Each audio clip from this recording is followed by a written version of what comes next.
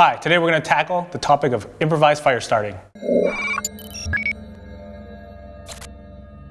Do you feel like when you hear someone saying mil-spec operator, dynamic, adaptable, and modular, you're listening to someone speak a foreign language? We have a bag expert who is going to tell you everything you need to know in a language you understand.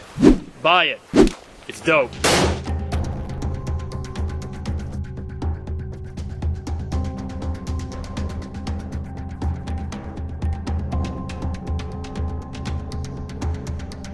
Not every day you're going to be guaranteed to have the electrical grid, utilities. You're going to have to know how to start a fire on your own. So today we have Tim MacWelch, survival expert, to show us some tips. Of course, using a Bic lighter is an easy way to start a fire. This is a very common piece of equipment that a lot of people have.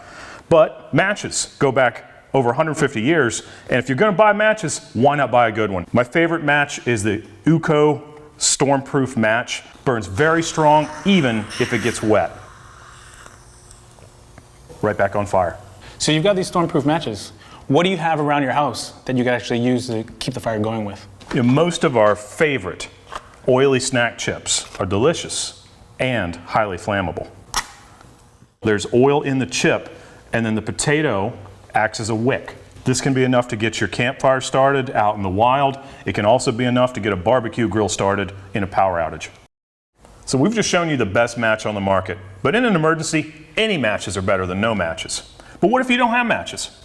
Well, some of you who are better prepared may have this, a ferro rod inside your bug-out bag or your home emergency kit. This is a fire starting implement that is made of an alloy called ferrocerium. And when this alloy is scraped, it produces sparks in excess of 3,000 degrees Fahrenheit.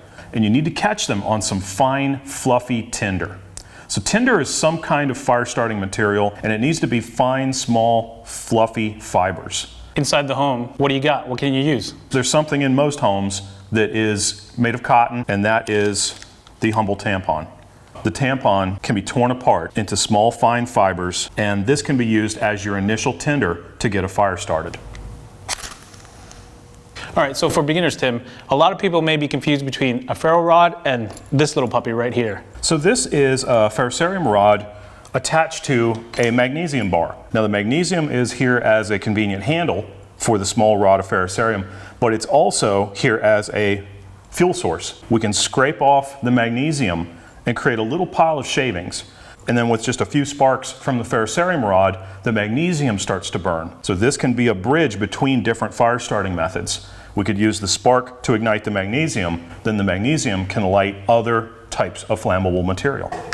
So there's a few disadvantages with this technique, obviously. Is there a shortcut? You bet, there's always a shortcut. So what if we took some ordinary stuff that you might have around the house, like napkins, paper towels, and maybe something else we might have around the house, cooking oil. We soak that into paper or cotton cloth, and that becomes our fuel source to get our fire started. So we could throw our sparks into the magnesium, it would then light the oil and paper combo.